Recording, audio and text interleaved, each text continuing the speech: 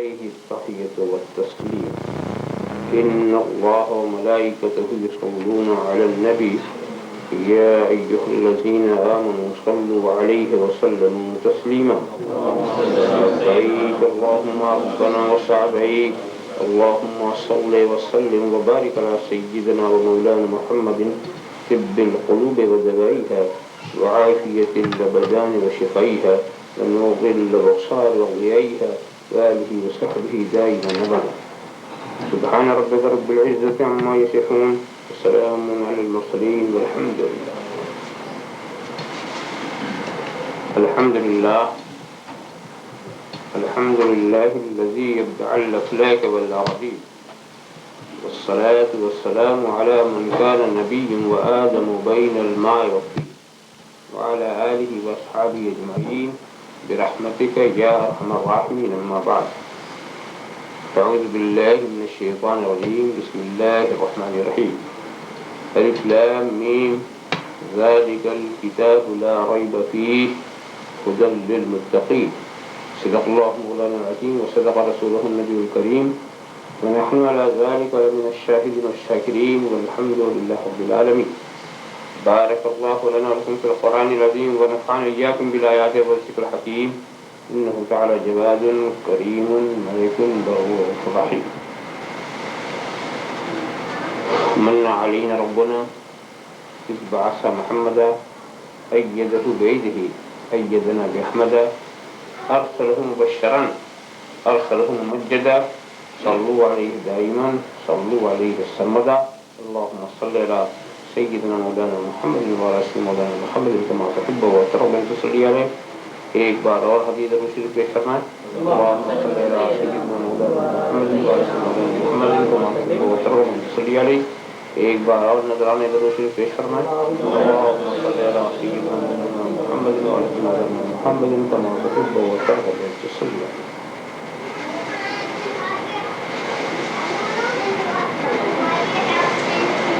الف لام میم یہ بلند مرتبہ کتاب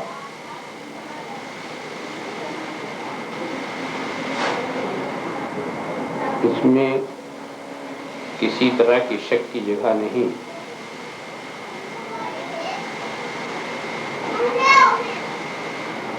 یہ ہدایت ہے متقیوں کے لیے ہدی للمتقین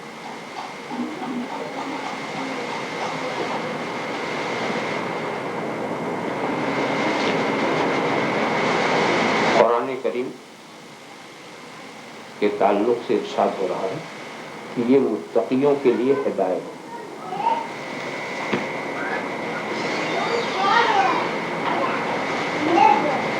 جتنی آیتیں کریمہ میں نے تلاوت کی مختصر سے وقت میں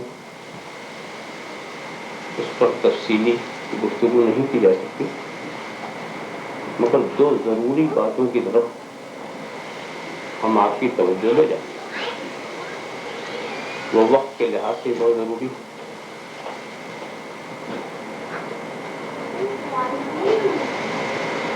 ہدی للمتقین قرآن ہدایت ہے متقیوں کے لیے یہ دو لفظ بولے بہت جاتے ہیں اور ہر شخص ان لفظوں سے مانوس ہے ایک ہے ہدایت ہدایت کا لفظ کوئی ایسا نازل نہیں جو پہلی بار آپ سکتے فلاں کو ہدایت ہوئی فلاں ہدایت کے راستے سے الگ ہو گیا اس طرح کی باتیں آپ کرتے ہیں فلاں ہادی ہے تو ہدایت کا لفظ بہت عام ہے اور تقویٰ کا لفظ بہت عام ہے فلاں بڑا متقی ہے بڑا پرہیزگار ہے یہ ہماری روزمرہ کی بولی میں یہ باتیں کہی جاتی ہیں سمجھی جاتی ہیں کوئی خاص اہم لفظ ایسا نہیں ہے جس کو ہم نے پہلی بار سنا ہو یا آپ نے سنا مگر ہدایت اور تقوی کی گہرائی میں اترنے کی فرصت کسی کو نہیں ملتی اپنی دنیاوی کاروبار میں لوگ ایسا پھنسے ہوئے ہیں کہ تقوی کسے کہتے ہیں اور ہدایت کسے کہتے ہیں اس کی گہرائی میں اترنے کے لیے کچھ وقت چاہیے یا بزرگوں کی صحبت چاہیے یا صالحین کی کتابوں کا مطالعہ چاہیے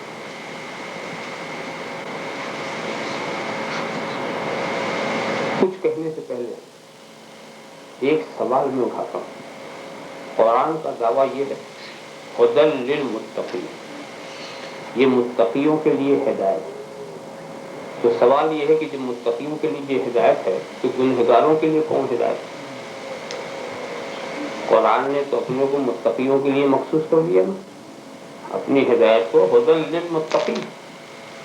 اور یہ سوال اور بھی اہم ہو جاتا ہے جب قرآن ہی کا دعویٰ ہم دوسری جگہ پہ یہ دیکھیں ہدی للناس، یہ سارے انسانوں کے لیے ہدایت ہے. پھر یہاں ہدی للمتقین، یہ صرف متقیوں کے لیے ہدایت ہے. بظاہر ایسا لگتا ہے کہ دو باتیں. اور قرآن کریم کی یہ خصوصیت ہے کہ اس کی کوئی آیت اس کی آیت سے ٹکراتی نہیں. ہم سمجھ نہ سکیں کہ ہماری سمجھ کا قصور ہے، اس لیے کہ وہ خدا کا کلام. اختلاف ہوتا ہے بندوں کے کلام میں، تضاد ہوتا ہے بندوں کے کلام میں. یہاں آج کچھ بولے کل ہم کچھ بول گے، یہ ہو سکتا ہے. اس لیے کہ ہم کو پتا ہی نہیں ہے کہ ہمیں کل کیا بولنا چاہیے. آج ہم بولتے ہیں تو یہ پتا نہیں کہ کل کون سی بولی ہمارے لیے مفید ہوگی. تو آج کی بولی کچھ اور، کل کی بولی کچھ اور، یہ ہماری رائے نہیں ہے. آج دیکھا مصلحت یہ ہے کہ یہ بولو، کل پتا چلا ہو تو بڑی غلطی مجھ سے ہوگی، مجھے تو یہ بولنا تھا. مگر اللہ عالم الغیب والشہادہ، وہاں ایسا کوئی معاملہ نہیں کہ آج غلطی ہو گئی کل اس کو ہم درست کر دیں گے. تو وہ جو بولی خدا کی جو بات ہوگی اور خدا کا جو کلام ہوگا، قیامت تک خدا کا کوئی دوسرا کلام اس سے ٹکرائے گا نہیں. تو وہاں اختلاف نہیں، وہاں ٹکراؤ نہیں. ہاں یہ ہے کہ مالک کی ایک شان ہوتی ہے. آج کسی کو کچھ حکم دیا کہ تمہیں یہ کرنا ہے، کل کہہ دیا نہیں اب تمہیں یہ کرنا ہے. اسے ٹکراؤ نہیں کہتے، کہتے ہیں حکم بدل دیا. اسے تضاد نہیں کہتے. کسی کو اجازت دے دی کہ بھائی تمہیں یہ کرنا ہے، بعد میں پابندی لگا دی نہیں کرنا، اس کو ٹکراؤ نہیں کہتے. تو اس طرح کی باتیں تو ہو سکتی ہیں، مگر کلامی الہی میں ٹکراؤ نہیں. اور یہاں بہت صاف ٹکراؤ دکھ رہا ہے بظاہر کہ یہ ہدی للمتقین، یہ ہدایت ہے ان کے لیے جو تقوی کی زندگی اختیار کرنا چاہتے ہیں. سائرین الی التقوی راجعین الی التقوی مائلین الی التقوی، جو متقی بن کر رہنا چاہتے ہیں، جو پرہیزگاری کے راستے پر چلنا چاہتے ہیں، یہ ان کے لیے ہدایت. تو سوال ہدی للناس، ساری انسانیت کے لیے ہدایت ہونا بھی چاہیے، ساری انسانیت کے لیے ہدایت. اس لیے کہ رسول کا پیغام صرف متقیوں کے لیے نہیں، اور متقی تو بنتا ہے پیغام قبول کرنے کے بعد. کوئی متقی تو پیغام قبول کو، پیغام کو ماننے کے بعد بنتا ہے. تو اگر پیغام گنہگاروں کے لیے نہیں تو متقی کوئی بنے گا کب؟ یہ سوچنے کی بات. تو اصل میں بات صحیح. اس سے ہی پتا چلا کہ ہدایت کے دو معنی. لفظ ہدایت جو عربی کا لفظ ہے اس کے دو معنی. ایک معنی میں قرآن صرف متقیوں کے لیے ہدایت، اور ایک معنی میں قرآن سارے انسانوں کے لیے ہدایت. یہی سندارا ہو گیا. جب دو معنی آپ کر دیں گے ٹکراؤ ختم ہو جائے گا. وہ کیسے؟ ہم بھی بولتے ہیں ہدایت کو دو معنی میں بولتے ہیں. ہدایت کا معنی ایک کیا ہے؟ ایصال الی المطلوب، اور دوسرا معنی ہے اراءۃ الطریق. اس کو میں اور ہلکا کروں. ایک معنی ہے منزل تک پہنچا دینا، یہ بھی ہدایت. اور ایک معنی ہے کہ منزل تک جانے والے راستے کو دکھا دینا، یہ بھی ہدایت.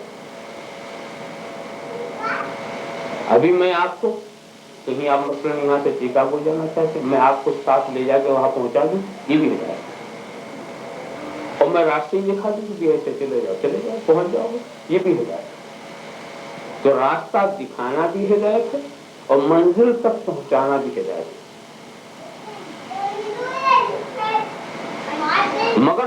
ہدایتوں میں ایک فرق ہے.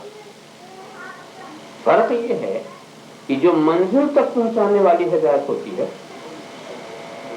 اس میں کامیابی یقینی ہے، اور راستہ دکھانے والی ہدایت، میں آپ کو راستہ دکھا دوں کہیں پر تو یہ کیا ضروری ہے کہ آپ اس راستے پر ہی جائیں؟ ارے جب اس راستے پر جائیں گے چلیں گے تب پہنچیں گے نا. تو صرف دکھانے سے تو آپ پہنچتے ہیں، راستہ دکھانے سے کوئی راستے پر نہیں آتا. یہ تو راستے پر آنے کی بات دوسری. تو راستہ دکھانے والی ہدایت یہ ضروری نہیں کہ آپ راستے ہی پر پہنچے، یہ کب ضروری ہے کہ آپ منزل پہنچ جائیں. اس کو میں اور بھی آسان کو مثال سے بہت آسان بات ہو جاتی ہے. اب یہ فرض کیجئے کہ میں بمبئی میں موجود، ایک صاحب میرے پاس آئے، آنے کے بعد انہوں نے یہ کہا کہ کچھ شریف میں جانا چاہتا ہوں، کبھی میں گیا نہیں، مجھے آپ ہدایت کر دیجیے. میں نے کہا کبھی ٹرین وغیرہ کا سفر کیا تھا؟ نہیں، کبھی ایسا بھی نہیں کیا. تو ہم نے سوچا کہ اس کو مکمل ہدایت کرنی پڑے گی. تو اب اس کو میں نے سمجھایا کہ کچھ فکر کرنے کی بات نہیں، یہاں سے ویٹی چلے گئے، وہاں پر فلاں ٹرین ملے گی، اس پر بیٹھ جانا، تم کو کیا نام ہے وہ لکھنؤ سیدھے لے جائے گی، بالکل صحیح سیدھی گاڑی. اور ایک بات اور میں نے سمجھا کہ ٹرین پہ سفر کرنے کا ادب یہ ہوتا ہے کہ ٹکٹ لے کے بیٹھنا، ایسے نہیں کہ جا کے بیٹھ جاؤ پتہ نہیں کہاں اتار دیے جاؤ. تو پھر منزل میں کیا نہ ادھر کے رہو گے نہ ادھر کے رہو گے، ہو سکتا ہے کہ سرکاری مہمان خانے میں پہنچا دیے جائے. تو میں نے اس کو سمجھا ٹکٹ ضرور لے لینا. اس کے بعد یہ بھی میں نے سمجھایا کہ دیکھ ایک بات کا خیال رکھنا، جس ڈبے میں انجن لگا ہو اسی میں بیٹھ نہ جانا، اس لیے کہ انجن بھی کئی طریقے کے ہوتے ہیں. ایک انجن وہ ہے جو دور تک لے جانے کا ارادہ رکھتا ہے، اور ایک انجن وہ ہے جو اسی جگہ یہاں سے ڈبوں کو کاٹتا ہے ادھر ادھر ملاتا ہے، وہاں سے کاٹتا ہے ادھر ملاتا ہے اور شنٹنگ کرتا رہتا ہے. تو کہیں اس پر نہ بیٹھ جانا تو پھر وہیں گھومتے رہ جاؤ گے. لہٰذا یہ پہلے پتہ لگا لینا کہ دور تک لے جانے والا کون. اور ایک چیز اور بھی ہم نے سمجھا دی کہ دیکھو بیٹھتے رہے یہ بھی دیکھ لینا کہ کون سی بوگی جائے گی لکھنؤ کی. کہیں ایسا اس لیے کہ بعض بوگی جا کے بٹاول میں کٹ جاتی، اس میں سے کچھ بوگی جا کے ادھر اٹارسی میں کٹ جاتی. تو اگر تم ٹرین میں بیٹھا تو کچھ دور تک تو ساری بوگیاں ساتھ چلتی اور کہیں سے کٹ جاتی، تو تیری منزل کی طرف کون سی بوگی لے جائے گی اسی بھی بیٹھنے. ورنہ بیٹھے تھے لکھنؤ کے لیے اور معلوم ہے الہ آباد پہنچ گئے، آنکھ جب کھلی تو الہ آباد پہنچ گئے. بہرحال میں نے سمجھانے میں کوئی کمی نہیں کی، ٹائم ٹیبل بھی دکھا دیا، مسافت بھی بتا دیا، کرایہ بھی بتا دیا، سب تفصیل بتا دی، کوئی کمی میری ہدایت میں نہیں ہے. اب یہ صاحب چلے، جب چلے ٹکٹ لے لیا صاحب لکھنؤ کا تو لے نہیں تھا، مگر ان کو خیال نہیں ہوا کہ ہمیں کس پلیٹ فارم کی ٹرین کو پکڑنا ہے. دیکھا ایک ٹرین کھڑی ہوئی اس پر بیٹھ گئے، معلوم ہوا کہ جب چلی تو مدراس جا رہی، ٹکٹ ہے لکھنؤ کا، سفر ہے مدراس کا. کیا سمجھے؟ یہ نہ سمجھنا چاہیے کہ ٹکٹ جہاں کا ہے سفر بھی وہیں کا ہو سکتا. گاڑی بدل گئی تو سفر بدل جائے، ٹکٹ کہیں کا بھی ہو، ٹکٹ کہیں کا بھی ہو، اگر گاڑی بدل گئی تو گاڑی جہاں جائے گی وہیں آپ جائیں گے. تو سنبھل کر. اب لا الہ الا اللہ محمد رسول اللہ یہ ٹکٹ جنت کا ہے، جنت کا ٹکٹ ہے. اب جیب میں رکھ لیا تو مطمئن ہوگا، ہے ٹکٹ جنت کا، مگر گاڑی بدل گئی تو پھر جہاں گاڑی لے جائے گی وہاں آپ جائیں گے، پھر یہ ٹکٹ آپ کو کام نہیں آئے گا. آپ خیال کیجیے. اب وہ صاحب بیٹھے مدراس جا رہے ہیں، اس کے بعد پھر کیا ہوا، راستے میں کچھ چیکر آتے ہیں، یہ گورنمنٹ کے آدمی ہیں، ان کی پابندی ہے، ان کی ڈیوٹی ہے، باقاعدہ باضابطہ آتے ہیں، تمغہ لگا رہتا ہے، ایسے نشانات ان کے پاس ہوتے ہیں کہ وہ ٹکٹ چیک کرے. اور اس کے بعد پھر جیسے سارے مسافر مطمئن بیٹھے یہ بھی بیٹھے نہیں تھا، کوئی فکر نہیں. मालूम है कि जब तक सफर होता रहेगा कोई फिक्र नहीं होगी, कोई फिक्र नहीं। अब वो आया गवर्नमेंट का आदमी, उसने कहा टिकट, इन्होंने भी दिखाया अपना टिकट, तो वो तो खैर खा होता, उसने देखा तो इनका चेहरा भी देखा, पता चला ये पहली बार सफर कर रहा है। तो उसने मशवरा दिया कि देख अभी ज्यादा दूर तक तेरी गाड़ी नहीं आई है, उतर जाना अगले स्टेशन पर, दूसरी गाड़ी आए तो पलट आना, और उसके बाद तो तेरी गाड़ी वहां से मिलेगी, दूसरी मिलेगी। अब गवर्नमेंट के आदमी पर अगर उसने भरोसा कर लिया, मान गया कि हाँ सब गवर्नमेंट का आदमी, भरोसा कर लिया, उतर गया, तब तो खैरियत। मगर अगर उसको भरोसा नहीं हुआ और लोगों के कहने सुनने से वो उतर कर एक डब्बे से निकला, दूसरे डब्बे में बैठ गया, तो फिर भी सफर वही रहेगा। मालूम है कि डब्बा बदलने से काम नहीं चलेगा, अगर बदलना है तो अंजन बदलना चाहिए, अंजन का रुख बदलना चाहिए। डब्बा बदल, इस डब्बे से निकले उस डब्बे में चले गए, उस डब्बे से निकले उस डब्बे में चले गए, इससे काम नहीं चलता। बल्कि ये कि अगर अंजन का रुख गलत है तो उस रुख को बदलना चाहिए। एक जमात से निकलो दूसरी जमात में चले जाओ, उस जमात से निकलो तीसरी जमात, इससे कुछ फर्क नहीं पड़ता। अगर अंजन का रुख वही है जो हर जमात को इस तरफ ले जाता हो, तो फिर सफर उसी तरफ होगा जिधर अंजन ले जाएगा।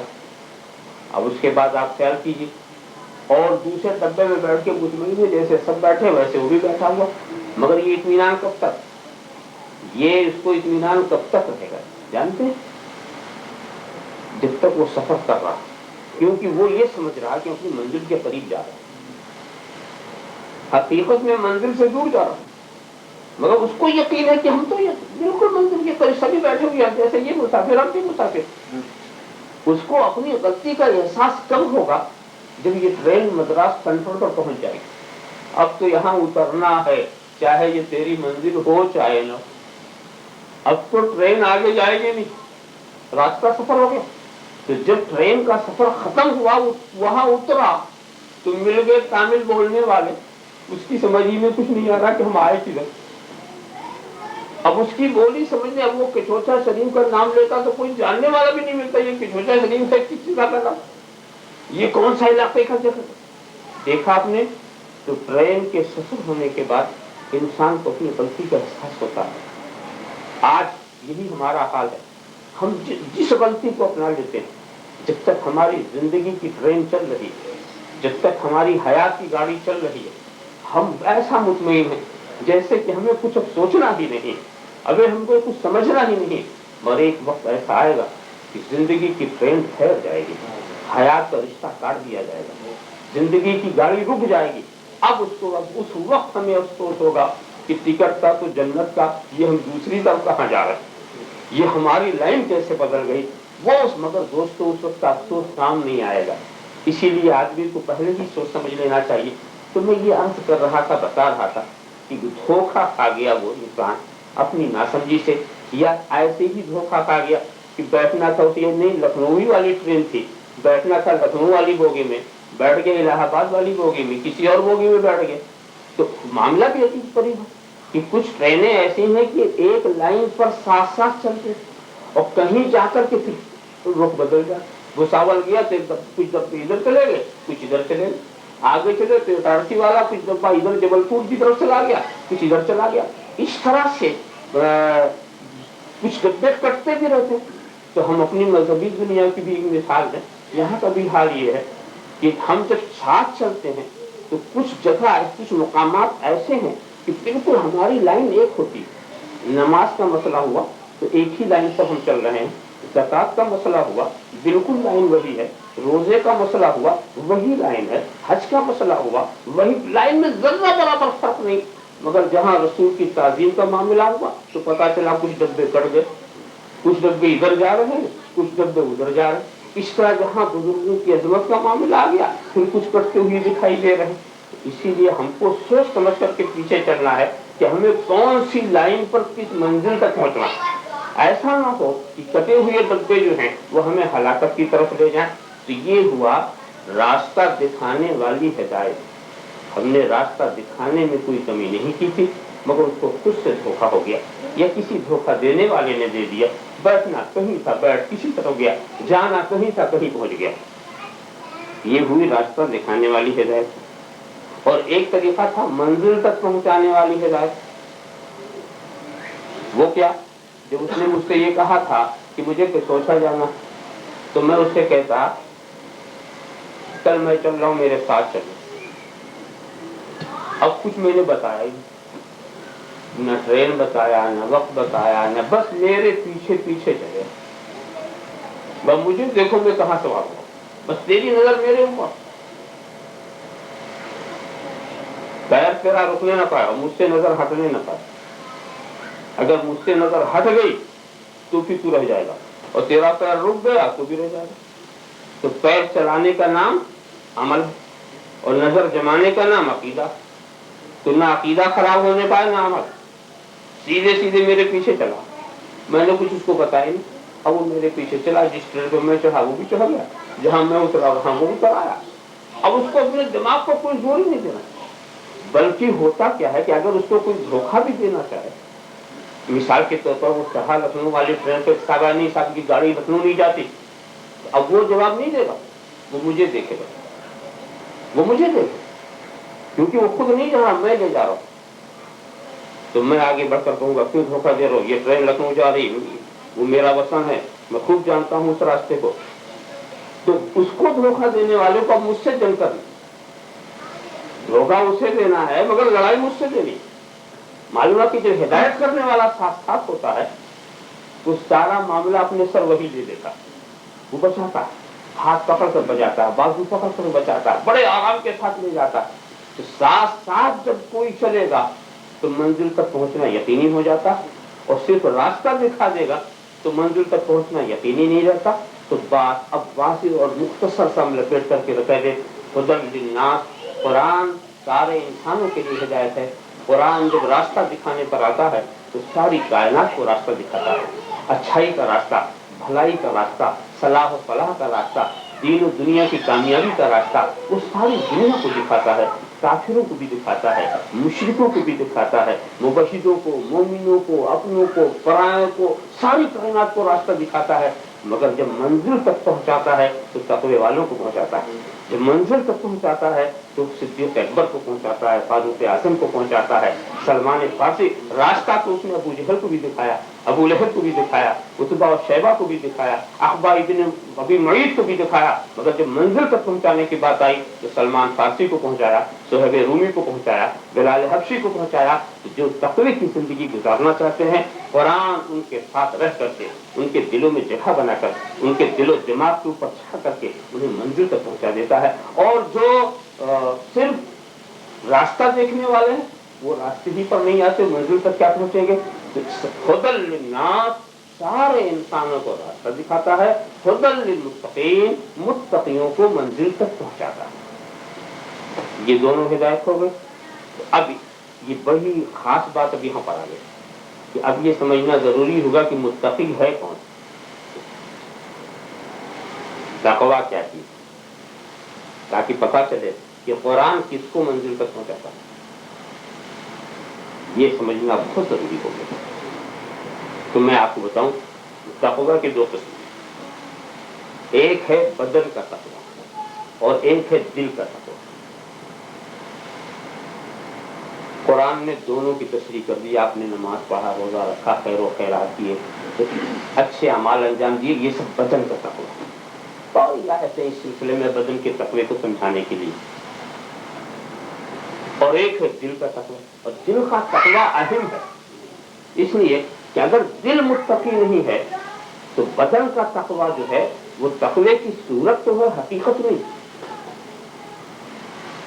اگر دل جو ہے متقی نہیں ہے، مثال کے طور پر آپ نماز پڑھیں اور دکھانے کے لیے پڑھیں تو دیکھنے میں تو آپ متقی لگ رہے ہیں مگر آپ متقی نہیں، آپ ریاکار، اس لیے کہ دل متقی نہیں۔ دل کا تقویٰ بہت ضروری ہے، اسی لیے دل کا تقوی کی ابتدا ہوتی ایمان سے۔ فرض کیجیے کوئی عیسائی، کوئی یہودی ہماری نمازوں کی پوری نقل کرے اور ہماری ہی انداز سے نماز پڑھے، جیسے ہم وضو کرتے ہیں، جیسے ہم آداب طہارت و نجاست کا لحاظ رکھتے ہیں، جس ڈھنگ سے ہماری نماز ویسے ہی پڑھے، وہ بالکل شکل و صورت اچھے خاصے مسلمانوں کی بنا کرتے پڑھے، کی نماز کو ہم نماز کہیں گے؟ کیوں؟ اس لیے کہ نماز تو فرض ہے ایمان والوں کا. جب اس کے پاس ایمان ہی نہیں ہے تو پڑھاتا رہے نماز.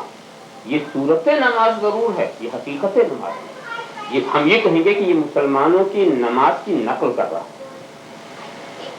یہ نقال ہے، یہ اصلی نہیں، یہ نقلی. تو جب اگر دل متقی نہیں ہے، دل کے اندر اگر ایمان نہیں، تو پھر یہ ساری چیزیں کیا ہیں؟ دکھاوا. اور دکھاوے کی چیز کی کوئی قیمت اسلام کی نظر میں نہیں. تو معلوم ہوا کہ بدن کا تقویٰ کب تقویٰ بنتا ہے؟ جب دل متقی. اور دل متقی نہیں تو بدن کا تقویٰ دیکھنے میں تو تقویٰ لگتا، اس لیے کہ بھئی ہم دل کے حال سے بے خبر ہیں. ہم تو کسی کو بھی متقی سمجھ سکتے ہیں، مگر وہ تقویٰ حقیقت میں نہیں. سوال یہ ہے کہ ہم متقی ہیں یا متقی نہیں ہیں، اس کا فیصلہ کس کو کرنا؟ دنیا کی کسی کورٹ کو نہیں کرنا. دنیا کی کسی عدالت میں نہیں جا کے ثابت کرنا کہ میں متقی ہوں، پرہیزگار ہوں، کچھ نہیں. جس کی عدالت میں مجھے جانا ہے وہ خوب جانتا ہے کہ ہم کتنے متقی. وہاں تو کچھ چلے گی نہیں ہماری. وہاں ہم یہ کہہ نہیں سکتے کہ یہ چیز ہم نے ریا کے طور پر نہیں کی تھی. اگر ہم نے ریا سے کیا تو وہاں پکڑ ضرور ہوگی ہماری. تو معلوم ہوا کہ دل کا تقویٰ جو ہے وہ بڑی اہمیت رکھتا ہے. اگر دل متقی نہیں ہے تو جسم کا تقویٰ ایک نمائش ہے، دکھاوا. لہذا دل کا تقویٰ کیا ہے یہ بھی ہمیں قرآن سے سمجھنا چاہیے. ہم اپنے خیال سے کچھ کہیں گے کہ کوئی ضروری نہیں کہ آپ اس سے مطمئن ہوں، مگر قرآن کے ایک ایک حرف پر، ایک ایک لفظ پر، ایک ایک نقطے پر ایمان لانے والا مسلمان جب قرآن کی بات سنے گا تو ضرور اس کو مانے گا.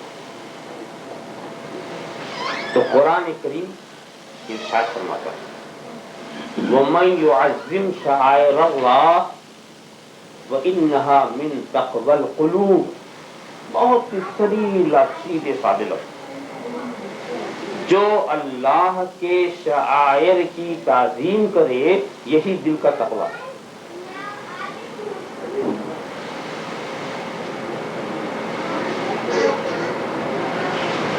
جو تعظیم کرے اللہ کے شعائر. وَمَن يُعَظِّمْ شَعَائِرَ اللَّهِ. شعائر اللہ، اللہ کے شعائر. اس کا ہلکا سا ترجمہ کروں، اللہ کے دین کی نشانیاں، اللہ کے دین کی پہچان. تو اللہ کے دین کی نشانیوں کی جو تعظیم کرے یہی دل کا تقویٰ.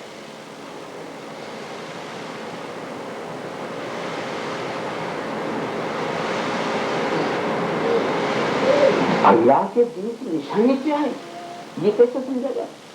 تو یہ بھی قرآن ہی سے سمجھنا چاہیے. کہ ایک مثال اگر ہمیں قرآن سے مل گئی، قرآن کریم سے اگر ایک مثال مل گئی تو ہم باقی مثالیں خود سمجھ سکتے ہیں. تو مثال کیا ہے؟ ان الصفا والمروہ من شعائر اللہ. الفاظ بالکل صاف.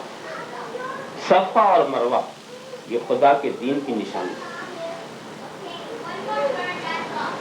اب دیکھیے ملاتے جائیے. ان الصفا والمروہ من شعائر اللہ.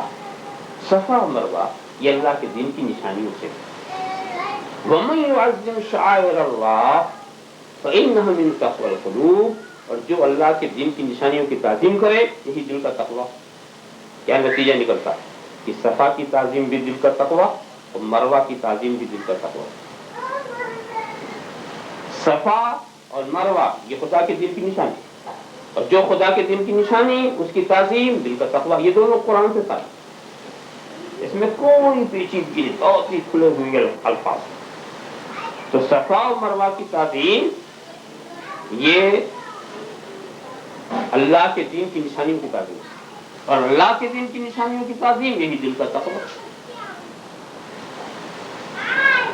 اب یہاں پر ٹھہر کر کے ایک بات بتائیے، یہ صفا و مروہ کسی غوث و قطب کا نام ہے؟ کسی نبی رسول کا نام ہے؟ یہ صفا مروہ ہے کیا؟ یہ صفا مروہ پتھر پہاڑیاں. تو پتھر کی تعظیم اور دل کا تقوی، کتنی بات گہری ہوتی جا رہی. اور ان پتھروں کا حال بتاؤں، چاہے صفا ہو یا مروہ. صفا اور مروہ نے کتنی نمازیں پڑھی، کتنے حج کیے، کتنے روزے رکھے. یہ تو پتھر ہے، ان پر یہ احکامات تو ہے نہیں. اور ان کی تعظیم دل کا تقوی. اس مقام پر میں آتا ہوں تو یہ ضرور کہتا ہوں اگر پتھر کا مقدر دیکھنا ہے تو مکے چلو.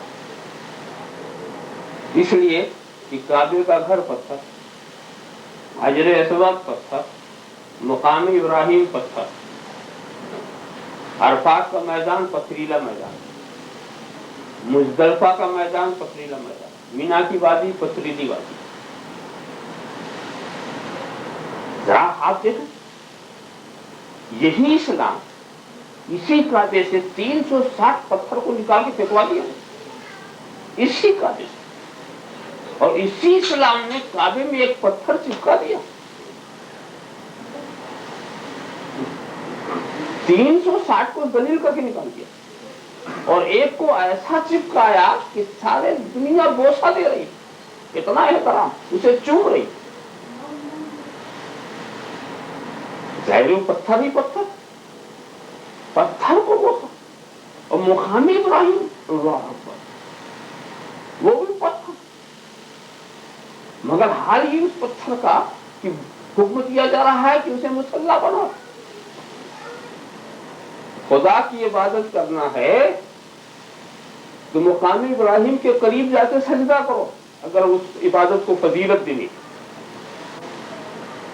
خانہ کعبہ پتھر، اور ویسے آپ اس کو خدا کا گھر کہتے ہیں نا، یہ خدا کا گھر ہے.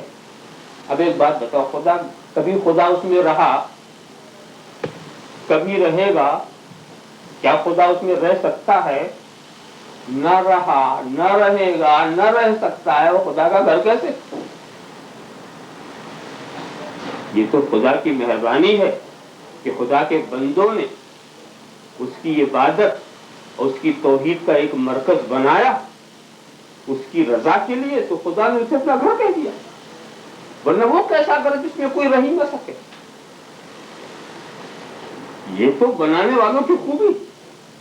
آپ بھی اگر کچھ خلوص کے ساتھ، محبت کے ساتھ اپنی ہی اسی دنیا کی زمین استعمال کریں اور یہی کا مٹیریل استعمال کریں اور پھر ایک مسجد بنائیں، تو بنایا تو آپ نے، تو خدا کے ماننے والوں نے بنایا اور خدا نے کہا یہ بھی میرا گھر، پھر یہ اپنی طرف نسبت کر دی. حالانکہ اللہ تو مکان نیاز سے پاک ہے، اسے کیا گھر چاہیے وہ گھر والا.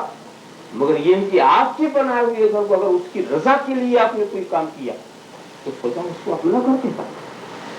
تو وہ کیا ہے؟ پتھر ہی تو ہے.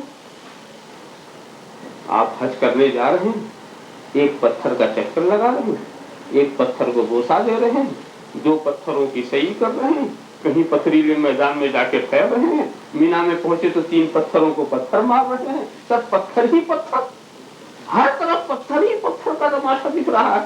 کوئی پتھر ذلیل ہو رہا ہے اور کسی پتھر کو عزت مل رہی ہے. کوئی پتھر ذلیل ہو رہا ہے، وہاں کسی پتھر کو عزت مل رہی ہے. ایسی عزت مل رہی ہے کہ اس کی تعظیم دل کا تقویٰ. ایسی عزت مل رہی ہے کہ نبی کے ہونٹ اور حجر اسود تک پہنچے. کتنا مقدس کا دھنی حجر اسود ہے، ذرا سا کھا کر یہی سے سمجھ میں بات آتی ہے کہ ہر پتھر ایک طرح نہیں ہوتا. ایک پتھر وہ ہے جسے اسلام نے ذلیل کر کے نکالا، اور ایک پتھر وہ ہے جس کو اسلام نے کعبے کی روح بنا دیا. حجر اسود جو ہے وہ روح کعبہ. طواف کا آغاز آپ وہاں سے کرتے ہیں، طواف کا اختتام وہاں پر ہو کر ہوتا ہے، اور اس کی بوسہ دینے کی کیسی طاقت آپ کو ہوتی ہے، آپ خیال کیجئے. تو پتھر کی تعظیم دل کا تقویٰ. تو جا کر حجر اسود سے پوچھو، مقام ابراہیم سے پوچھو، خانہ کعبہ میں لگے ہوئے پتھروں سے پوچھو کہ انہوں نے کون سی ریاضت کی تھی، انہوں نے کون سا مجاہدہ کیا تھا، انہوں نے کون سا عمل کیا تھا، کیوں اتنا اونچا ہو گئے. صفا اور مروہ سے پوچھو کیوں اتنا اونچا مقدر ہو گیا کہ یہ خدا کے دین کی نشانی بن گیا؟ اس سوال کے جواب پر جب آپ تاریخی انداز سے غور کریں گے تو وہ تاریخ آپ کو یاد آئے گی کہ صفا و مروہ پر حضرت حاجرہ اپنے بیٹے کے لیے پانی کی تلاش میں کبھی صفا سے مروہ، مروہ سے صفا، صفا سے مروہ، مروہ سے صفا، ایک ضرورت تھی، ایک وقت تھا، بیٹا پیاس کی شدت میں تھا، انہیں پانی کی ضرورت تھی، اور پھر دوڑنے کی رفتار یہ تھی کہ جب وہ صفا سے اترتی تھی تو بیچ میں ایک جگہ پڑتی ہے، اس کو میلین اخضرین اس وقت کہتے ہیں، تھوڑا سا، تو وہاں سے حضرت اسماعیل نظر نہیں آتے تھے، تو وہ تیزی سے گزر جاتی تھی، اور پھر جب بلندی پر آتی تھی تو صاحبزادے پھر نظر آتے تھے، تو پھر دھیرے دھیرے چلتی تھی۔ بالکل ان کا بھی کوئی خاص عبادت کا نقطۂ نظر نہیں تھا، وہاں کوئی عبادت کے نقطۂ نظر سے وہ نہیں تھے، وہ تو ماں کی ممتا تھی جو بیٹے کے لیے پانی تلاش کرا رہی۔ اور اس کے بعد جب آخری چکر پورا ہوا ان کا تو مرواہی سے انہوں نے کیا دیکھا کہ بیٹے کے پیروں کے نیچے سے پانی ابل رہا، دوڑی ہوئی آئی، آنے کے بعد دیکھا کہ یہ منظر، پانی بڑے جوش میں ہے، تو ایک مین انہوں نے لگا دی اس میں، اور لگا کر کے کہا زم زم زم زم زم زم، تھم جا تھم جا تھم جا تھم جا، اتنا کہنا تھا تو اللہ کی مقبول بندی نے اس پانی کو جہاں روکا آج تک وہیں رکا ہوا، نہ نیچے گیا نہ اوپر گیا، نہ جانے کتنے لاکھوں ٹن پانی نکل گیا اس میں سے، مگر وہ پانی ویسے ہی کا ویسے، کبھی وہ کنواں کبھی نہیں سوکھا، آپ خیال کرتے چلے جائیں۔ اب آپ دیکھو وہ پانی کا بھی معاملہ، تو وہ ایک خاص بات تھی، تو اس سے یہ خدا کے دین کی نشانی کیسے بن گیا؟ ایک تھی ضرورت، انہوں نے کی، ٹھیک ہے، خدا کی مہربانی کہ وہ حضرت اسماعیل کے پیر کے رگڑنے سے پانی نکل آیا، یا حضرت جبریل نے آ کے بازو مارا پانی نکل آیا، اس بحث میں جانے کی ضرورت ہی نہیں، کیسے بھی وہ پانی نکلا، حضرت اسماعیل کے لیے پانی وہ نکلا، اور اتنا متبرک پانی کوئی دوسرا پانی اس پانی کی طرح نہیں، یعنی اس کا حال یہ ہے کہ اگر وہاں سے ہم یہاں لے آنے اور آپ کو زمزم شریف کا پانی دیں تو آپ بیٹھ کے نہیں پیئیں گے، کھڑے ہو جائیں، پوچھتے ہیں قبلہ رخ کی طرف، ادھر رخ کر لیں، تو زمزم شریف کے لیے آپ قیام کرتے ہیں، کیا کرتے ہیں؟ قیام کرتے ہیں زمزم شریف کے لیے، اور یہ قیام اگر کعبہ میں بھی ہو تو وہاں بھی آپ کریں گے، حرم میں ہو تو وہاں بھی آپ کریں گے، دنیا کے کسی گوشے میں ہو، اگر زمزم کا گلاس آپ کے ہاتھ میں دے دیا گیا تو آپ قیام کریں گے، اور یہ قیام کس لیے؟ اس پانی کی تعظیم کے لیے، اس پانی کی تعظیم کے لیے آپ قیام کرو، وہ پانی جو حضرت اسماعیل کی قدموں کے رگڑ سے نکلا یا حضرت جبریل کے بازو کے مارنے سے، پر کے مارنے سے نکلا، اس پانی کی آپ تعظیم کرتے ہیں، اسی کا نام قیام تعظیمی۔ پانی کے لیے تعظیم کرنا، اسی کی تعظیم کے لیے تو آپ کھڑے ہوئے، اسی کا نام ہے قیام تعظیمی۔ میں آپ کو بتاؤں نہایت متبرک کی، یہاں تو خیر اس کا دستور ہی نہیں ہے، جہاں لوٹے سے وضو کرتے ہیں یہاں تو خیر سب ٹوٹی سے کر لیتے ہیں، کسی اور چیز سے، جہاں لوٹے سے وضو کرتے ہیں تو مسنون یہ کہ پانی اگر لوٹے میں بچ جائے تو اس کو کھڑے ہو کے پینا، بہت مبارک وہ پانی، وضو کا بچا ہوا پانی بہت ہی صحت بخش ہوتا ہے، دل و دماغ کو بہت ہی فرحت دیتا ہے، کوئی نافرمان بچے ہو تو اس کو فرما بردار بنا دیتا ہے، بہت ہی مفید پانی، اور کہا کہ کھڑے ہو کے پی لو، تو معلوم ہوا کہ وضو ہم نے کیا، پانی ہمارے کنویں کا تھا، پانی ہمارے گھڑے کا، مگر خدا کی رضا کے لیے ہم نے جب طہارت چاہی تو بچا ہوا پانی، ہمارا ہی پانی اتنا متبرک ہو گیا کہ ہم کو کھڑے ہو کے پینا پڑا، کھڑے ہو کے ہم جب پیتے ہیں تو اس کا فیض ملتا ہے، تو اس پانی کے لیے بھی ہم قیام کر رہے ہیں، اس پانی کے لیے بھی ہم قیام تعظیمی کر رہے ہیں۔ معلوم ہوا کہ تعظیم کیوں آپ نے کی، اس پانی سے جو آپ نے وضو کیا بچ گیا تو اب یہ پانی خدا کے دین کی نشانی بن گیا، اور جو خدا کے دین کی نشانی بن جائے اس کی تعظیم ذرا سا دیکھیے، تو پانی کا قطرہ بھی خدا کے دین کی نشانی۔ اب سوچنے کی بات یہی ہے کہ یہ مقام حاصل کیسے، تو صرف وہی بات آپ کو آج حضرت حاجرہ کی سنت کا ادا کرتے ہیں، کہتے ہیں کہ حضرت حاجرہ کی سنت ادا کر رہے ہیں۔ حالانکہ سوچئے، آپ ان کی اداؤں کی نقل تو کرتے ہیں کہ نہیں کرتے؟ صفا سے مروا کا چکر لگاتے، تو کیا آپ بھی کسی بیٹے کے لیے پانی تلاش کر رہے ہیں؟ وہ تو اپنے ایک مقصد سے دوڑ لیتی، آپ کی کیوں دوڑتے ہیں؟ کیا ضرورت ہے آپ کو؟ ارے وہاں بیٹے کا معاملہ تھا، ٹھیک ہے، ہم جا کر کے اس کی نقل کیوں کریں؟ اس سے ہمارا کیا فائدہ؟ اور اس کی بات یہ ہے کہ جیسے وہ دوڑی تھی ویسے ہی دوڑو، جہاں وہ دھیرے تھی وہاں دھیرے چلنا، جہاں وہ تیز تھی وہاں تیز ہو جانا۔ وراثت میں تیزی اللہ کی ایک مقبول بندی نے ایک کام کیا تو خدا یہ چاہتا ہے کہ اس کی یہ یادگار قیامت تک باقی رہے۔ مقصد باقی نہیں ہے، یادگار باقی۔ مقصد تو ختم ہو گیا، ایک مقصد کے لیے دوڑی، مگر اب اس کی نقل باقی رہے۔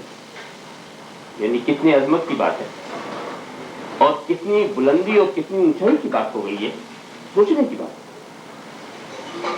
ان الصفا والمروہ من شعائر اللہ، کیسے یہ اللہ کے دین کی نشانی بنا؟ اللہ کی ایک مقبول بندی نے قدم رکھ دیا تو ان قدموں سے ان پتھروں کو نسبت ہو گئی،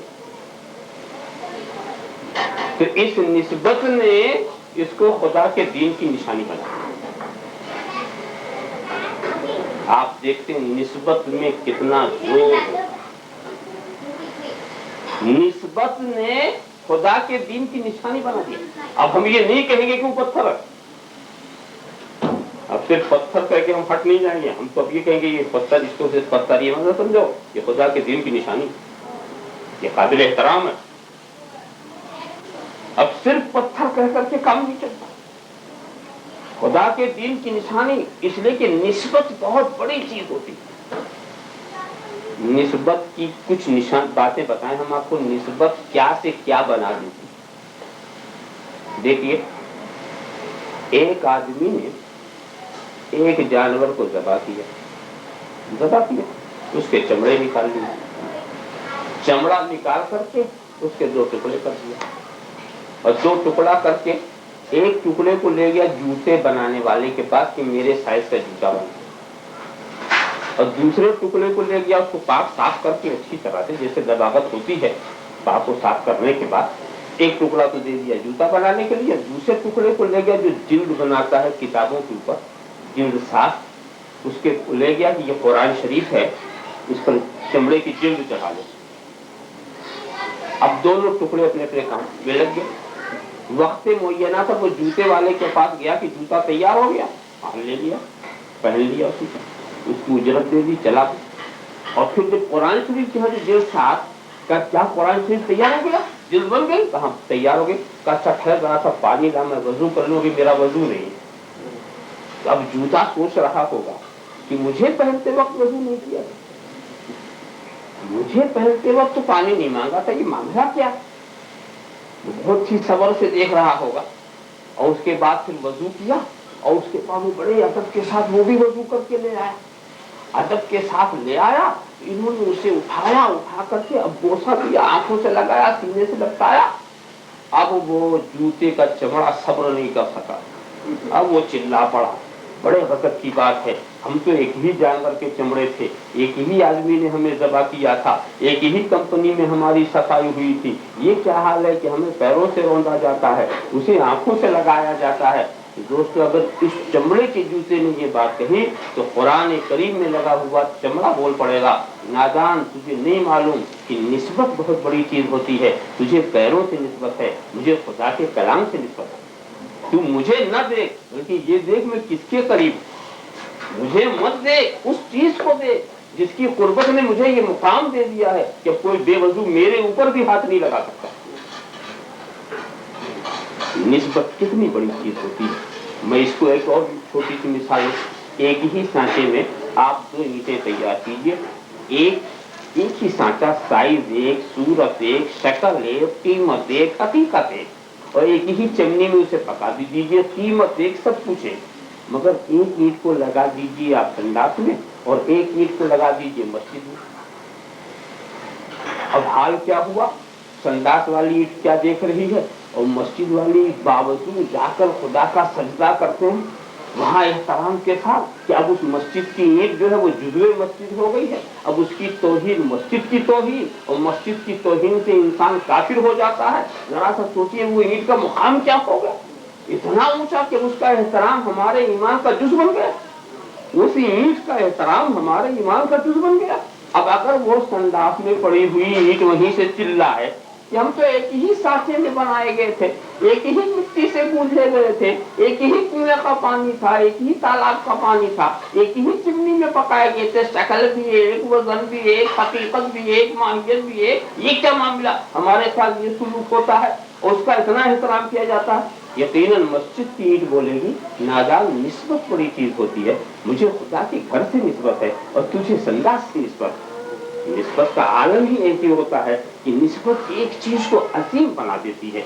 इसकी मिसाल फिर मैं आपको बहुत ही तेजी के साथ दूं। जूता, जूता जो है पैर में पहना जाता है, जिस्म के सबसे निचला हिस्सा, और किसी को अगर जलील करना होता है तो कहते हैं हम तुम्हें जूते से मारेंगे, यानी मारो भी नहीं तो मार दिया, इतना अगर आपने कह दिया कि हम तुमको जूते से मारेंगे तो जूते का नाम सुनते ही पानी उतर जाता है, इतनी जलील चीज समझी जाती है।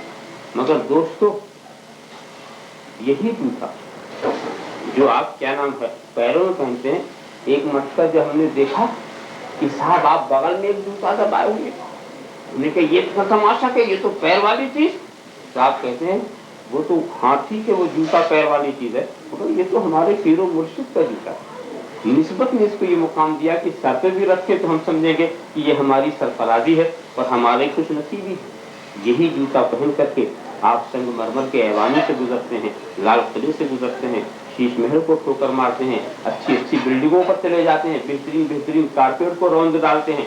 मगर जब हमने देखा कि 4 कदम दूर एक जूता उतारा फिर आप अंदर गए, तो मैंने पूछा ये क्या हुआ, ये जूता तो बड़ी बड़ी सैर कर चुका है। तो आप कहते हैं कि तेरी नजर मकान पर है, मेरी नजर मकीन पर है, तू मकान को देखता है, मैं मकान वाले को देखता हूँ। मैं इस वक्त जहाँ जा रहा हूँ वहाँ अल्लाह का एक वली आराम कर रहा है, एक वली आराम कर रहा है, इसलिए मैंने जूता दूर उतार रखा है। जरा आप देखते रहिए, एहतराम का नुक्ता नजर देखते हैं, निस्बत से क्या चीज कितना अजीम बन जाती है।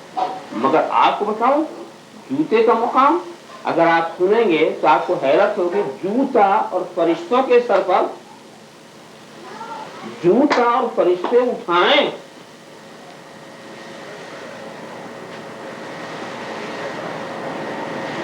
ताबूत सकीना को याद करो, ताबूत सकीना जिसमें बनी इसराइल के अंबिया के तबर्रुकात, कुरान करीम उसका जिक्र भी है, उन्हीं तबर्रुकात में हजरते कलीम का जूता भी था,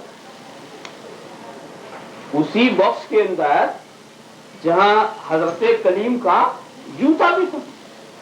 और उस बॉक्स के बारे में कुरान में तहमलुल मलाइका, उसको फरिश्ते अपने सरों पे लेके चलते थे, तो नबी का जूता फरिश्तों के सर पर, तो ये इतना मुकाम जूते को कैसे मिल गया? इसलिए कि इस जूते को निस्बत है अल्लाह के रसूल के कदमों से। निस्बत बहुत बड़ी चीज होती है, निस्बत ही का मामला अच्छों से निस्बत अच्छा बना देती है और बुरों से निस्बत बुरा बना देती है। मैंने कल की भी नशिस्त में ये बात कही थी और आज भी आपकी तवज्जो दिला दूं। देखो मीना में 3 पत्थरों को पत्थर मारते, बताओ उस जमीन ने क्या कसूर किया? खड़ा हुआ और शायद अपनी पूरी उम्र में पहली बार खड़ा हुआ हज़रत इस्माइल को धोखा देने के लिए। हज़रत इब्राहिम ने पत्थर मारा तो दफा हो गया, आज वहां नहीं है, कभी खड़ा हुआ, मगर खड़े होने से उस जमीन को उससे निस्बत हो गई। اب اس زمین کی تذلیل ابلیس کی تذلیل اور اس زمین پر پتھراؤ ابلیس کے اوپر پتھراؤ، حالانکہ اس وقت وہ ابلیس وہاں نہیں رہتا، کیوں مار کھانے کے لیے وہاں پر پڑا رہے گا، مگر وہاں جب پتھر برستا ہے تو ابلیس روتا ہے، کہیں بھی ہو وہ اپنی رسوائی محسوس کرتا ہے۔ پہلے حج میں جب میں گیا تھا اس وقت تو یہ اتنی صورت نہیں تھی جو پل بنا دیا ہے اور کیا کیا کر دیا ہے، پہلے نہیں تھا۔ تو میں نے اپنی آنکھوں سے دیکھا کہ کچھ لوگ تو ایسے جوش میں آ جاتے ہیں اس پتھر پہ چڑھ کر کے جوتے سے مارتے ہیں، ایسا ان کو لگتا ہے کہ مل گیا ہے زندگی بھر کا بدلہ نکال لو، حالانکہ یہ شرعاً جائز نہیں ہے، مگر جوش میں لوگ آ کر کے چڑھ جاتے ہیں اس کے اوپر۔ اب تو ایسا بن گیا کہ ایسی صورت ہی نہیں نکل سکتی۔ کہنے کا مطلب یہ ہے کہ پورے کی نسبت میں اس زمین کو، آج تک اس زمین کو افسوس ہوگا کہ نہیں، اگر اللہ والا کوئی کھڑا ہو گیا ہوتا تو میرا مقدر ہی کچھ اور ہوتا، وہ کہاں سے آ کے کھڑا ہو گیا کہ قیامت تک مجھے پتھر ہی کھانا۔ دیکھا آپ نے، نسبت بروں کی نسبت برا بنا دیتی ہے، اچھوں کی نسبت اچھا بنا دیتی ہے۔ تو صفا و مروہ کو مت دیکھو، ان قدموں کو دیکھو جو قدم یہاں پڑے، اس نے پتھروں کو خدا کے دین کی نشانی بنا دی۔ مقام ابراہیم کو نہ دیکھو، حضرت ابراہیم کے قدموں کی نسبت کو دیکھو، حجر اسود کو نہ دیکھو، حضرت آدم جو لے کر آئے جنت میں اس نسبت کو دیکھو، خانہ کعبہ کے پتھر کو نہ دیکھو، ان پتھروں کو لگانے میں جو مقدس ہاتھ لگے ہیں اس نسبت کو دیکھو۔ کہنے کا منشا یہ ہوا کہ نسبت کی وجہ سے یہ پتھر خدا کے دین کی نشانی ہے۔ میں دیکھیے ابھی پتھروں کی بات کر رہا ہوں، ابھی میں جگہ کی بات کر رہا ہوں، میں یہ کہہ رہا ہوں جہاں اللہ کے نیک بندے، اور حضرت حاجرہ کا واقعہ ہے نا، حضرت حاجرہ کوئی نبی نہیں ہے، یاد رکھیے گا، وہ رسول بھی نہیں، نہ نبی نہ رسول، مقدس بندی، قدم رکھا تو وہ خدا کے دین کی نشانی بن گیا۔ یعنی ایک مقبول بندی نے جب قدم رکھا تو ایسی نشانی بنا کہ اب ہر مقبول بندے نقل کر رہے، کوئی بھی حج کرنے جائے اسے صحیح کرنا، ذرا ساتھ خیال کر۔ تو ایک مقبول بندی نے جس پتھر پر قدم رکھ لیا وہ خدا کے دین کی نشانی بن گیا۔ تو یہاں سے ہم کو ایک سبق ملا، ایک درس ملا کہ اللہ کے نیک بندوں کے قدموں کو جس دھرتی سے نسبت ہو جائے، جس پتھر سے نسبت ہو جائے، جس مٹی سے نسبت ہو جائے، جس لکڑی سے نسبت ہو جائے، وہ اب لکڑی اور مٹی پتھر کو کی حیثیت سے ہم اسے نہیں دیکھیں گے، ہم یہ سمجھیں گے کہ یہ خدا کے دین کی نشانی ہے، خدا کے دین کی نشانی ہے۔ دیکھو اب اسی حساب سے بزرگان دین اور اولیاء کرام کے مزارات، جب نسبت ہی کی بات ہے تو ان کے جو مزارات ہیں وہ تو ان سے زیادہ نسبت رکھتے ہیں، اور جب ان سے نسبت رکھتے ہیں تو اب ان کو پتھر اور اینٹ اور مٹی مت دیکھیے، بلکہ یہ دیکھیے کہ خدا کے ایک مقبول بندے سے ان کی نسبت ہو گئی، اور جب ان کو نسبت ہو گئی تو یہ خدا کے دین کی نشانی ہے، یہ شاعر اللہ ہے، یہ اللہ کے دین کی نشانی، اب اس حیثیت سے ہمیں دیکھنا پڑے گا۔ قدم رکھنے ہی کی بات آ رہی ہے، ابھی میں اس منزل پہ نہیں آیا کہ انبیاء کرام یہ اللہ کے دین کی نشانی، ابھی میں اس منزل پہ بھی نہیں آیا کہ صحابہ اور تابعین یہ صالحین یہ اللہ کے دین کی نشانی، میں بھی اس منزل پہ چل رہا ہوں کہ جس زمین سے ان کو نسبت ہو جائے وہاں کے خاک کے ذرے خدا کے دین کی نشانی ہے، وہ پتھر خدا کے دین کی نشانی ہے، درختوں سے نسبت ہو جائے تو وہ درخت خدا کے دین کی نشانی ہے، دور والا درخت اس کو عام درخت کی طرح مت سمجھنا، جہاں خدا کی تجلی ہوئی تھی وہ خدا کے دین کی نشانی،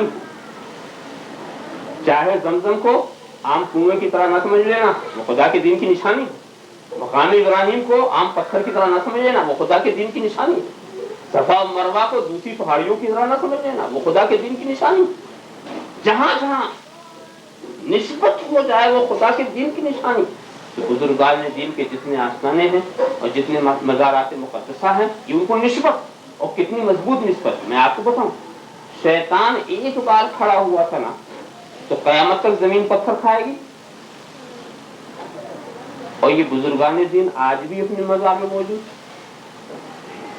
اور ان کا حال کیا ہے کہ عند ذکر الصالحین تنزل الرحمہ، जहाँ बुजुर्गों का जिक्र होता है वहाँ रहमत नाजिल होती, जहाँ बुजुर्गों का जिक्र होता है वहाँ रहमत नाजिल होती है। तो अब इंसाफ से बताओ, जहाँ उनका जिक्र हो वहाँ रहमत, और जहाँ वो खुद हो, जहाँ उनका जिक्र हो वहाँ रहमत, और जहाँ वो खुद हो वहाँ रहमत। जब जिक्र का ये हाल है कि उनका जिक्र यहाँ करें तो यहाँ रहमत, तो जहाँ वो खुद मौजूद हैं अपने मज़ारात में, तो वहाँ कितनी रहमत बरस रही होगी।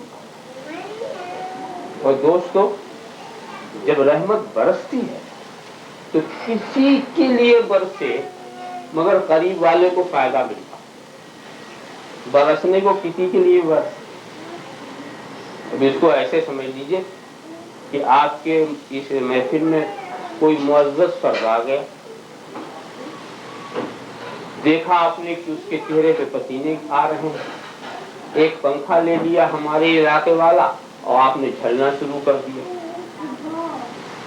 तो दूसरे साथ बैठे हुए सोचा कि मेरे भी पसीना छूट रहा, इस पर कोई नहीं झल रहा, ये साहब वो कौन साहब आ गए कि साहब उनको हवा लगाई जा रही। अब वो वहां सोचने लगे कि मेरे ऊपर तो नहीं झला, मगर वो थे बड़े होशियार कि ये कहूं कि आओ मुझे भी झलो तो शायद कोई सुनेगा भी नहीं। वो चुपके से वहां से उठे और आकर बगल पे बैठ गए, इज्जत से हाथ चूम लिया उनका, अदब के साथ बैठ गए। आप समझेंगे कोई अकीदतमंद आकर बैठ गया है, तो वो अकीदतमंद तो है मगर वो जो हवा में हिस्सेदार बन गया, जो हवा इनको लग रही है ये नहीं है कि अब उनको नहीं मिलेगी। इसीलिए बुजुर्गों के करीब जो जाता है वो बदबख्त नहीं होता। जब कभी जाएंगे तो जो रहमत वहां बरसेगी उसमें हिस्सेदार आप बनेंगे।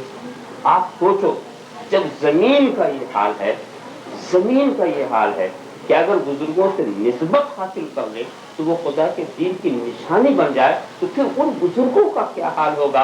वो कितनी बड़ी खुदा के दीन की निशानी होंगे जिनके कदम रखने से पत्थरों का मुकद्दर चमक जाए, जिनके कदम रखने से जमीन की किस्मत बदल जाए, उनका क्या हाल होगा।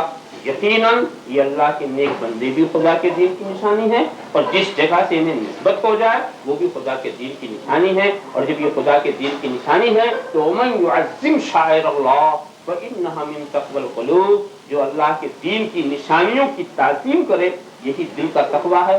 शैतान इसी नुक्ते को समझ न सका। हजरत आदम की ताज़ीम के लिए झुकाया गया था, वो दूसरे चक्कर में पड़ गया। समझ रहा था कि उसका इल्म जो है बहुत ज्यादा है, लोग अपने इल्म पर बड़ा भरोसा करते हैं, मेरा इल्म है मैं ऐसा समझ लूंगा, मगर इल्म जब किसी को गुमराह करता है तो वो सही रास्ते पर नहीं आता। जे हालत में जो भटकते हैं वो आ जाते हैं, वो रास्ते में जल्दी आ जाते हैं, और जो इल्म से भटकते हैं उनको रास्ते पे लाना बड़ा मुश्किल है। इसलिए कि इल्म की रऊनक, इल्म का गुरूर उन्हें रास्ते पर आने नहीं देता। तो शैतान इसी चक्कर में पड़ गया, शैतान इस चक्कर में पड़ गया कि मैं एक खाक के मुजस्समे के आगे झुकूं, तो उसने खाक का मुजस्समा समझा। अगर खुदा के दीन की निशानी समझ लेता तो तासीम से इनकार नहीं। देखिए वो इनकार कर बैठा। इस पर एक आरिफ की बात बहुत अच्छी है, आरिफीन तो बड़ी गहरी बात करते हैं। तो उन्होंने क्या बात की कि शैतान ने आदम को देखा, आदम में नहीं देखा। दो लफ्ज़, आदम को देखा, आदम में नहीं देखा। अरे आदम को देखा तो खाक का मुजस्समा देखा, आदम में देखता तो नूर मोहम्मदी देखता, फिर तो नूर नजर आता ना। आदम को देखा तो पैकर खाकी देखा, और अगर आदम में देखता तो खिलाफत इलाहिया देखता, अल्लाह की नबूवत देखता, अल्लाह की नियाबत देखता, और अल्लाह का भेजे हुए रसूल की रिसालत देखता। तो रिसालत और नबूवत के जलवे अंदर देखता, नूर मुस्तफा के जलवे अंदर, अंदर नहीं देखता, बाहर देखता। बाहर क्या है? तो वो उन्होंने कहा कि वो ऐसा था कि उसको देखना था अंदर और देख रहा बाहर। यही गलती लोगों से हो जाती कि देखना था अंदर, देख रहे हैं बाहर। देखना था अंदर और देख रहे हैं बाहर। अजमेर शरीफ गए तो अब देखने वालों की दो नजर होती, एक की नजर बाहर, चादर, फूल, पत्थर ये देखते, और एक की नजर अंदर। अंदर क्या, इन पत्थरों में कौन छुपा, इन चादरों में कौन छुपा। इसलिए कि हमारे इलाके में पत्थरों की कमी नहीं है, इसके लिए हम राजस्थान जाए, और न चादरों की कमी न फूलों की कमी। राजस्थान तो हम कब्र के लिए नहीं जाते, कब्र वाले के लिए जाते। कब्र के लिए क्या, पत्थरों के लिए जाने की क्या जरूरत, हमारे कब्रिस्तान में बहुत सी कब्र है, हम तो वहां उसके अंदर वाले। ख्वाजा साहब छुपने को तो बहुत छुप गए हमसे, कफन में छुप गए, कब्र में छुप गए, चादरों में छुप गए, फूलों में छुप गए, रोजे में छुप गए, मगर जो नजर रखने वाले उनसे नहीं छुपे, इसलिए कि उनकी नजर तो अंदर और किसी की नजर बाहर है।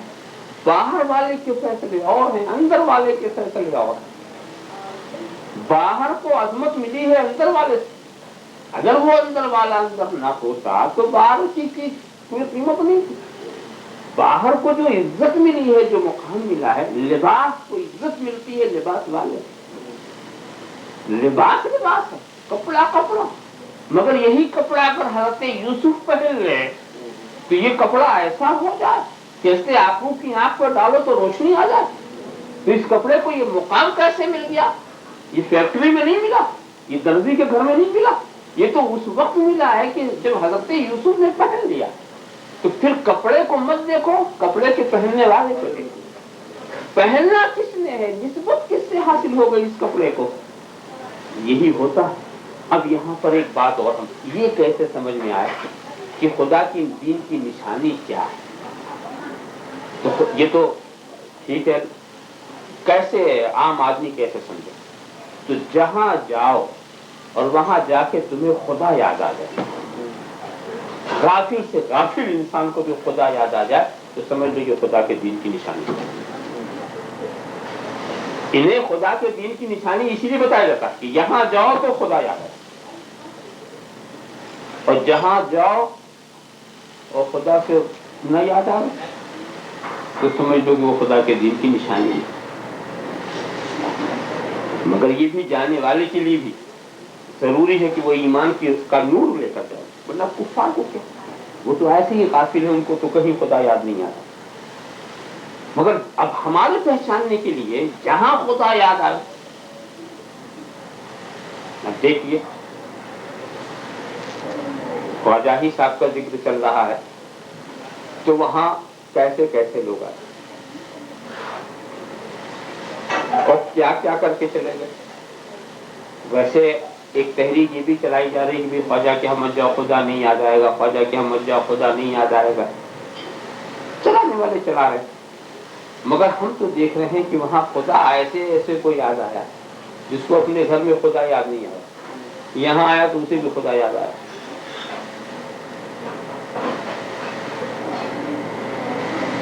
शाहजहां आया, उसने शाहजहानी मस्जिद बनाई।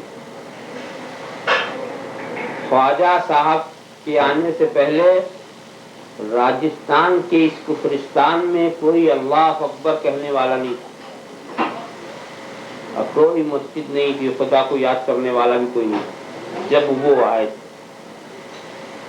अब मस्जिदों से पूरा शहर भरा हुआ। हमसे कहा गया कि वहां खुदा नहीं याद आएगा, और हम वहां गए तो शाहजहानी मस्जिद से अजान आ रही अल्लाह अकबर अल्लाह अकबर, आलमगीरी मस्जिद से अजान आ रही अल्लाह अकबर अल्लाह अकबर, अकबरी मस्जिद से अजान आ रही अल्लाह अकबर अल्लाह अकबर, जामे अल्तमश से अजान आ रही अल्लाह अकबर अल्लाह अकबर। अब सोचिए इतनी अजान सुनने के बाद भी जिसको खुदा न याद आए तो घर में याद आएगा। हर तरफ से अजान की आवाज आ रही फिर भी खुदा नहीं याद आ। और उसके बाद ये भी जरा सा शाहजहां से एक बात पूछिएगा आप आलम ख्याल में कि तू जब यहाँ आया तो तूने मस्जिद क्यों बनाई। अरे कोई मीनारा बना दिया होता, गुंबद बना दिया तो कुछ और भी, अगर तुझे तामीर का शौक था तो मुसाफिर खाना बना दिया होता, ये मस्जिद क्यों।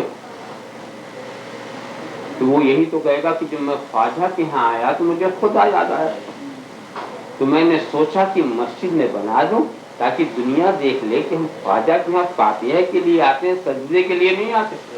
سجدے کی جگہ وہ ہے، فاتحہ کی جگہ یہ، فاتحہ کی جگہ یہ ہے، تو یہاں ہم فاتحہ پڑھتے ہیں اور خدا کا سجدہ تو ہم مسجد میں کرتے ہیں، تو ہم یہاں خدا ہمیں یاد آیا۔ اور اکبر کی مثال تو ابھی میں سامنے بتاؤں، اکبر جس نے دین الہی کی بنیاد رکھی، اپنے شیش محل میں وہ خدا سے غافل، لال قلعے میں وہ خدا سے غافل، اپنے 9 رکنوں کے بیچ میں وہ خدا سے غافل، اسلام کے راستے میں وہ ارتداد کا راستہ نکال رہا دین الہی کے نام پر۔ کہتے عالمگیر کو بھی یہ کہنا پڑ گیا کہ جد من اکبر نبود اکبر بود، میرا دادا اکبر نہیں تھا، بہت بڑا کافر تھا،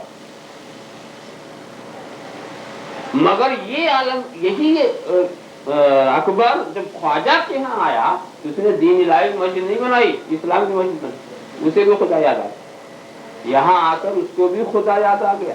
تو دوستو یہ بزرگان دین کے مزارات اور ان کے روزوں کی خصوصیت ہے کہ جو خدا سے غافل بندے ہیں وہاں پہنچتے ہیں تو انہیں خدا یاد آتا ہے، اور خدا کو یاد دلانا ہی ان دین کی نشانیوں کا کام ہے کہ جہاں جاؤ تو دین کے عرفان مل جائے، دین کی معرفت مل جائے، تو سمجھ لو وہ خدا کے دین کی نشانی ہے۔ تو یہ اللہ کے نیک بندے بھی خدا کے دین کی نشانی ہے، اور جن جن مقامات کو ان سے نسبت ہے وہ بھی خدا کے دین کی نشانی ہے۔ وَمَن يُعَظِّمْ شَعَائِرَ اللَّهِ فَإِنَّهَا مِن تَقْوَى الْقُلُوبِ، اور جو اللہ کے دین کی نشانیوں کی تعظیم کرے یہی دل کا تقویٰ ہے، جو اللہ کے دین کی نشانیوں کی تعظیم کرے یہی دل کا تقویٰ ہے۔ اب جب تعظیم کا معاملہ آتا ہے تو وہاں ایک تھوڑی سی وضاحت کی ضرورت اور پڑتی ہے، تھوڑی سی وضاحت، یہ تعظیم ہے کیا چیز، اور تعظیم اور توہین کا دار و مدار کس بات پر؟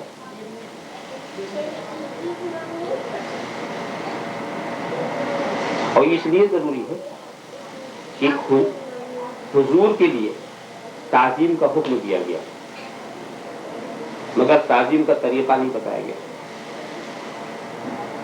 وَتُعَزِّرُوهُ وَتُوَقِّرُوهُ، نبی کی تعظیم و توقیر کرو، کیسے کرے یہ نہیں بتایا۔ نبی کی تعظیم کے احکامات ہیں اور نبی کی تعظیم فرض، تعظیم کرنے کیسے یہ نہیں بتایا۔ اللہ کے دین کی نشانیوں کی تعظیم کرو، کیسے کریں یہ نہیں بتایا۔ ایسا کیوں؟ اس کی وجہ جانتے کیا؟ کہ تعظیم و توہین کے طریقے بدلتے رہتے، اور تعظیم و توہین کا دار و مدار عرف پر ہے۔ کیا سمجھ؟ آج کوئی چیز تعظیم میں کل وہی چیز توہین کی بن سکتی ہے، آج کوئی جملہ تعظیم کا ہے کل وہی جملہ توہین کا ہو سکتا ہے، کسی قوم میں کوئی عمل تعظیم کا ہے دوسری قوم میں وہی عمل تعظیم کا نہیں۔ تو تعظیم و توہین کا معاملہ ایسا ہے کہ وہ بدلتی، کسی ایک ڈھنگ پر تعظیم و توہین کا معاملہ نہیں رہ سکتا۔ اور دوسری چیز یہ ہے کہ ہر علاقے کی تعظیم کا طریقہ الگ ہے، عربیوں کی تعظیم کا طریقہ الگ ہے، عجمیوں کی تعظیم کا طریقہ الگ ہے، امریکیوں کی تعظیم کا طریقہ الگ ہے، روسیوں کے تعظیم کا طریقہ الگ ہے۔ تو اگر کسی ایک طریقے کو مخصوص کر دیا جاتا کہ اس طریقے سے تعظیم کرو، تو ساری دنیا کو ایک قوم کے طریقے تعظیم کا پابند کیا جاتا۔ اور اسلام صرف عربیوں کا دین نہیں ہے، یہ عجمیوں کا بھی دین ہے، یہ روسیوں اور امریکیوں کا بھی دین ہے۔ وہ کسی کے طریقے تعظیم کو دوسرے قوم پر مسلط کرنا نہیں چاہتا، وہ صرف تعظیم چاہتا ہے، اس کو طریقے تعظیم سے مطلب نہیں۔ تمہارے علاقے میں جس ڈھنگ سے بھی تعظیم ہوتی ہو کرو، ہم تو اپنے محبوب کی تعظیم چاہتے ہیں، اور اگر تعظیم کا طریقہ بدل گیا تو تم بھی بدل دو۔ اب میں بتانا یہ چاہتا ہوں کہ بات چیز کہیں توہین کی ہے تو کہیں تعظیم کی۔ مثال کے طور پر ایک لفظ ہے مہتر، مہتر، مہتر کے فارسی معنی ہوتے بہت بڑا، بہت بڑا. اب فارس میں جا کر کسی کو ہو مہتر تو سمجھیں گے بہت تعظیم کا لفظ, بہت تعظیم کا, بہت بڑا مہتر. اور ہمارے لکھنؤ میں جا کر کسی کو کہو مہتر تو ہفنگی کو کہتے ہیں. یہی لفظ فارس میں بولو تو تعظیم کا, اور یہی لفظ لکھنؤ میں بولو تو توہین. یہی لفظ فارس کے ماحول میں کسی نبی کو کہو تو ایمان پہ فرق نہیں آتا, اور یہی لفظ کسی نبی کے لیے لکھنؤ میں بول دو تو کفر ہو جائے. لفظ ایک ہی مگر اللہ کا لفظ مانا ہوتے پکڑ گیا. کبھی کوئی بڑے اچھے اچھے لفظ بگڑ جاتے.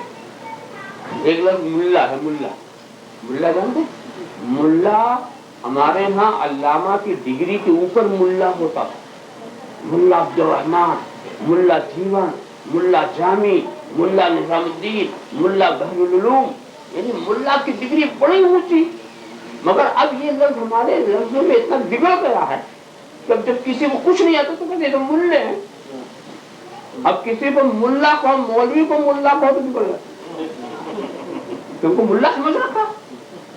اب یہ لفظ توہین کا, کسی زمانے میں تھا تم کو ٹھیک تھا, اب وہی لفظ استعمال کیا جائے تو وہ توہین کا لفظ بن جاتا ہے.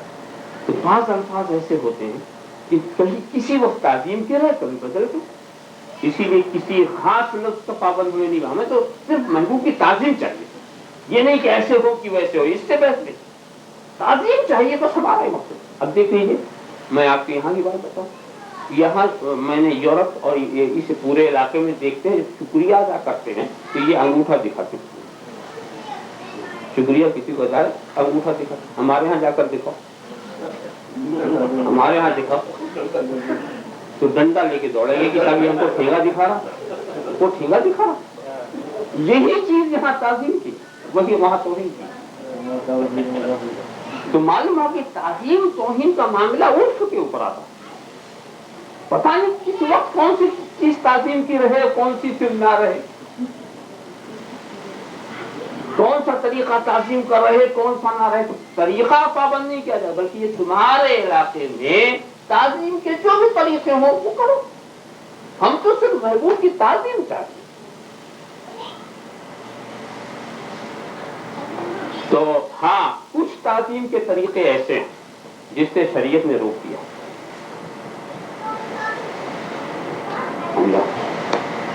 بالکل روک دیا.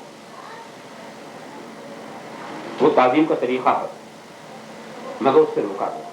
یعنی کسی غیر خدا کی تعظیم آپ سجدے سے نہیں کر سکتے, اس سے روک دیا. شریعت نے کوئی کمی چھوڑی نہیں کہ بعد میں ہم کو دماغ سے زور لگانا پڑے. اور کسی غیر خدا کی تعظیم آپ اتنا جھک کے بھی نہیں کر سکتے کہ رکوع والی کیفیت بن جائے, کیونکہ وہ رکوع والی کیفیت بھی ایک معنی میں سجدہ, اگرچہ صحیح معنی میں وہ سجدہ نہیں ہے مگر اس کو بھی ایک معنی میں سجدہ کہا گیا. تو نہ بالکل سر ٹیک دو اور نہ اتنا جھکو. وہ آپ لوگ تو جانتے ہیں حیدرآبادی واؤں کا فرشی سلام, ہاتھ پر سینہ رکھ, سینے پر ہاتھ رکھ کر اتنا جھکتے ہیں, اتنا جھکتے ہیں, اور پھر کہنا منڈی کو پیٹ میں ڈال دیتے. تعظیم کی انتہا ہے. ان کی نیت بری نہیں ہوتی اور وہ رکوع کا مقصد بھی نہیں ہوتا, محبت کی وہ انتہا دکھاتے تھے. مگر اتنا جھکو کہ رکوع والی کیفیت پیدا ہو جائے, اس سے بھی روکا گیا. اور اتنا جھک جاؤ کہ سجدے والی بات پیدا ہو جائے, اس سے بھی روکا گیا. اس کے سوا اور کسی عمل سے نہیں روکا گیا. اب تعظیم کے طریقے کتنے ہیں.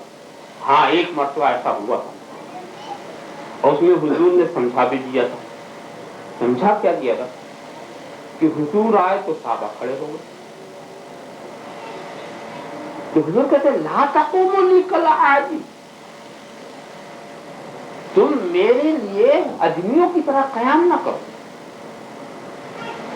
تم میرے لیے کھڑے مت ہو. صحابہ تو کھڑے ہو گئے. حضور نے کہا کھڑے مت ہو, مگر صحابہ بیٹھے نہیں. جب حضور بیٹھے تبھی بیٹھے. تو اب دیکھیں حضور کہ الفاظ پر غور کیجیے. کل جیسے اجمی ایک دوسرے کی تعظیم کرتے ہیں ایسی مت کرو. کیا مطلب؟ تم عربی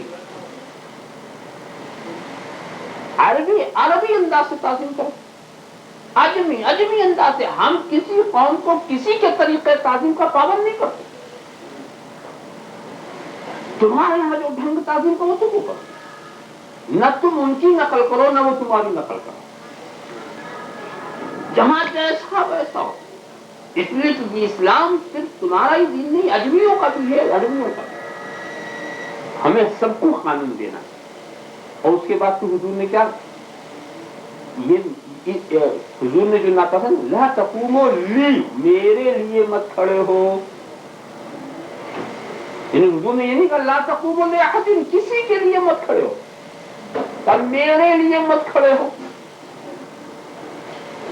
تو اس میں معظم و محترم لوگوں کو بھی سبق دیا جا رہا. جو قابل احترام لوگ ہیں ان کو سبق دیا جا رہا کہ جب تم کسی محفل میں جاؤ تو تمہارا کردار کیا ہو. کہ لوگ کھڑے ہونا چاہیں تو تم یہی کہو جو میں کہتا ہوں، مت کھڑے ہو، مت کھڑے ہو. اور لوگوں کا کردار کیا ہونا چاہیے جو صحابہ کا تھا کہ جب تک بیٹھے نہیں بیٹھے نہیں. بھائی وہ بھی کوئی قابل احترام ہوگا. کیا حضور سے آپ اس بات کی امید رکھتے ہیں کہ حضور آنے گئے لوگوں میں آ رہا ہوں کھڑے ہو جاؤ؟ کوئی قابل احترام ایسا ملا ہے جو یہ کہے لوگوں میں آ رہا ہوں کھڑے ہو جاؤ میری تعظیم کرو؟ تعظیم کرنے والا اپنی تعظیم کی بات نہیں کرتا. وہ خود کیسے کہے گا کہ تم میرے لیے کھڑے ہو جاؤ؟ تو حضور کو درس ان کو بھی دینا تھا جو قابل احترام ہوتے ہیں کہ تمہارا کام یہ ہے کہ جب تمہاری تعظیم کے لیے کوئی کھڑا ہو تو تم روکو، اور اس کا کام یہ ہے کہ جب تک تم بیٹھو نہیں تم وہ بیٹھے نا. دونوں تم یہ کہو گے تو تم رسول کی سنت ادا کرو گے، وہ ایسا کریں گے تو وہ صحابہ کی سنت ادا کریں گے. معلوم یہ ہوا کہ حضور نے جن باتوں سے روکا ہے وہ صرف دو: نہ ہم کسی کا سجدہ کریں گے اور نہ ہم کسی کے رکوع کریں گے. اس کے سوا تعظیم کے جتنے طریقے رائج ہوتے رہیں گے، آج بنے یا کل بنے یا پرسوں بنے، ہمیں تو نبی کی تعظیم کرنا. بس اب ہم آخری مرحلے میں پہنچ رہے ہیں. جب کسی کی تعظیم آپ کرنا چاہیں تو تین بات دیکھیں. تین باتیں اگر مل جائیں تو آپ تعظیم کیجیے. پہلی کیا کہ آپ جس کی تعظیم کرنا چاہتے ہیں وہ قابل تعظیم ہے. ایسا نہ کہ بتوں کی کرنا شروع کر دیں، شیاطین کی کرنا شروع کر دیں. پہلی بات یہ دیکھیں کہ جس کی آپ تعظیم کرنا چاہتے ہیں وہ قابل تعظیم ہے. دوسری بات کیا دیکھیں، جس عمل سے آپ تعظیم کرنا چاہتے ہیں وہ عمل تعظیم ہے. اس سے آپ کے ہاں تعظیم ایسے ہی عمل سے کیا جاتا ہے. اور تیسری بات کیا دیکھیں کہ جس عمل سے آپ تعظیم کرنا چاہتے ہیں اس عمل سے تعظیم کرنے سے شریعت نے روکا نہیں. اگر یہ تین چیز ہو گئی تو اب آپ کو کوئی کھٹکا نہیں ہونا چاہیے، آپ کو تعظیم کرنا چاہیے. اور تعظیم نہ کرنا ہو تو بھی تین بات دیکھیے. تین بات. پہلی کیا کہ یہ شخص قابل تعظیم ہی نہیں اس لیے نہیں کر رہے، یا یہ قابل تعظیم تو ہے مگر جس عمل سے ہم کرنا چاہتے ہیں وہ عمل تعظیم نہیں، یا وہ عمل تعظیم بھی ہے مگر شریعت نے اس طریقے سے روک دیا. تو رکنے کے لیے بھی تین چیز دیکھنا ہے اور کرنے کے لیے بھی تین چیز دیکھنا. اب آپ سے میں ایک بات پوچھ کر بات مکمل کر دوں. آپ کے ہاں طریقہ کیا ہے؟ تعظیم کے طریقے ہیں. مثال کے طور پر اگر آپ لیٹے ہوں اور کوئی معظم آئے تو آپ کیا کرتے ہیں؟ بیٹھ جاتے ہیں. یہی طریقہ. اور بیٹھے ہوں تو کھڑے ہو جاتے ہیں. یہی طریقہ. کیا ایسا طریقہ بھی ہے آپ کے ہاں آئے کہ کوئی آپ کھڑے ہوئے ہیں، کوئی آیا قابل احترام دیکھتے ہی آپ بیٹھ گئے، یا آپ بیٹھے ہوئے ہیں تو کوئی قابل احترام آیا تو آپ فوراً لیٹ گئے؟ ایسا کرتے نہیں. تو بیٹھنے والا لیٹنے والا بیٹھ جاتا، بیٹھنے والا کھڑا ہو جاتا. یہ طریقے تعظیم ہے. اب اگر طریقے تعظیم، ان طریقے تعظیم سے بھی ہم آپ کو روک دیں تو آپ تعظیم کریں گے کیسے؟ سجدے سے روک دیا، رکوع سے روک دیا، اب بچا کیا؟ قیام۔ سجدے سے تو روک ہی دیا، رکوع سے روک دیا، بچا کیا؟ قیام۔ اب قیام سے بھی روک دے تو تعظیم کرو گے کیسے؟ ادھر کہا جا رہا وَتُعَذِّرُوهُ وَتُوَقِّرُوهُ، نبی کی تعظیم توقیر کرو، اور ادھر کہا جا رہا نہ قیام کرنا، نہ رکوع کرنا، نہ سجدہ کرنا، تو کریں گے کیسے؟ کیا کیسے کریں گے؟ یہ تو ایسی مثال ہو گئی، میں اس کو ایسے کہوں کہ میں نے ایک صاحب سے کہا پانی لاؤ مگر گلاس میں نہ لاؤ۔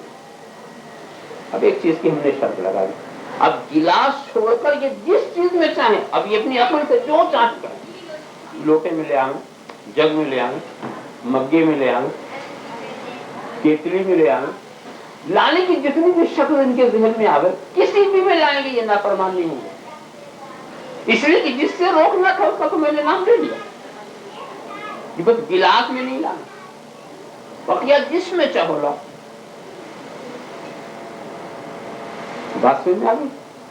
اور اگر میں ان سے یہ کہوں کہ پانی لاؤ مگر گلاس میں نہیں لانا، مگے میں نہیں لانا، لوٹے میں نہیں لانا، جگ میں نہیں لانا، کیتلی میں نہیں لانا، گھڑے میں نہیں لانا، جتنے لانے کی شکلیں ہیں سب میں منع کر دوں کہ کسی میں نہیں لانا مگر لاؤ، تو یہی کھڑے کے کھڑے رہ جائیں کہ دماغ خراب ہو گیا کہ جتنے لانے کی شکل ہے اس کو منع بھی کر رہے ہو، کہہ رہے ہیں لاؤ، تو ہم لائیں کیسے؟ پانی خود سے تو آنے والا نہیں۔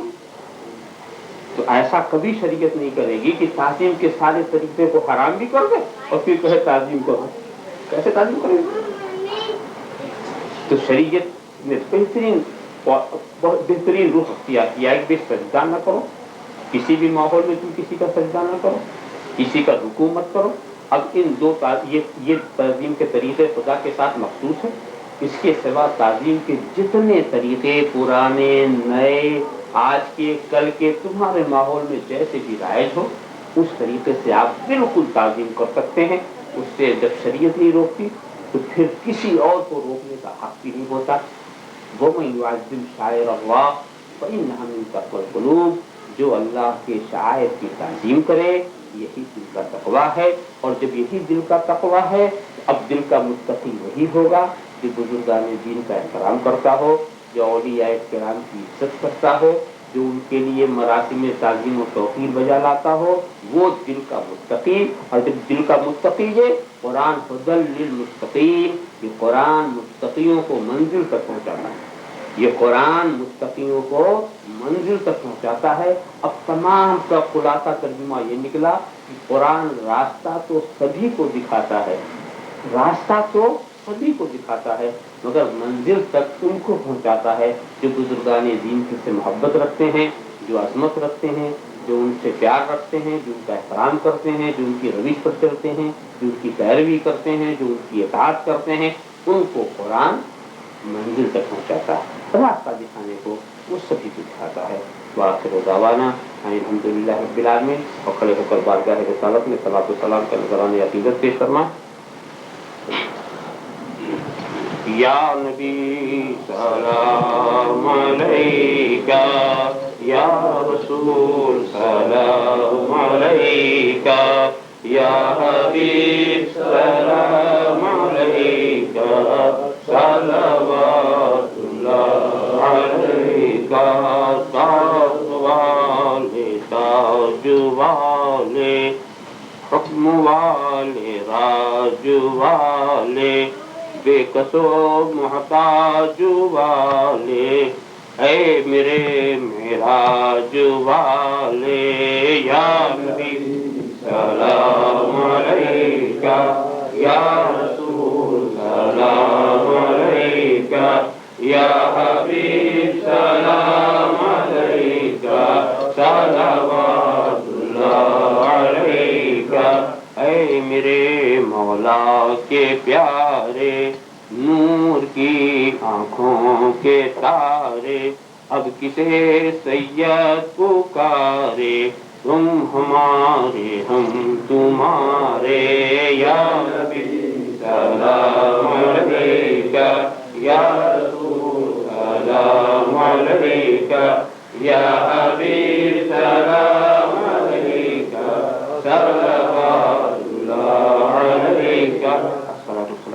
يا رسول الله، الصلاة والسلام عليك يا حبيب الله، الصلاة والسلام عليك يا نبي الله، الصلاة والسلام عليك يا خير خلق الله، الصلاة والسلام عليك يا قاسم رزق الله، الصلاة والسلام عليك يا غروس مملكة الله، الصلاة والسلام عليك يا زينة عرش الله، الصلاة والسلام عليك يا جمال ملك الله، الصلاة والسلام عليك وعلى آلك وأصحابك وأزواجك وذرياتك وعلماء أمتك وأولياء ملتك وشهداء محبتك يا رسول الله. اللهم صل على سيدنا مولانا محمد وعلى سيدنا مولانا محمد كما تحب وترضى تصلي عليه. اللهم أحينا ذاكرين وأمتنا ذاكرين واحشرنا في زمرة الذاكرين. اللهم أحينا عارفين وأمتنا عارفين واحشرنا في زمرة العارفين. اللهم أحينا سالكين وأمتنا سالكين واحشرنا في زمرة السالكين. اللهم أحينا راكعين وأمتنا راكعين واحشرنا في زمرة الراكعين. اللهم أحينا ساجدين وأمتنا ساجدين واحشرنا في زمرة الساجدين. اللهم ثبتنا على الإسلام والإيمان وأمتنا على الإسلام والإيمان واحشرنا على الإسلام والإيمان. اے خالق خلق لند بستی، شش چیز عطا بکنز ہستی، علم و عمل و خلاق دستی، ایمان و اما و تندرستی، ان مستحق ذات کے یا لائق کرم اس نقطۂ نظر سے خدا را رحم کو دیکھ، دامن میں میرے کیا ہے گناہوں کے ماں سوا، اے رحمت دوام تو اپنے کرم کو دیکھ. صلی اللہ تعالی علی خیر خلقہ وعلی آلہ واصحابہ اجمعین برحمتک یا ارحم الراحمین.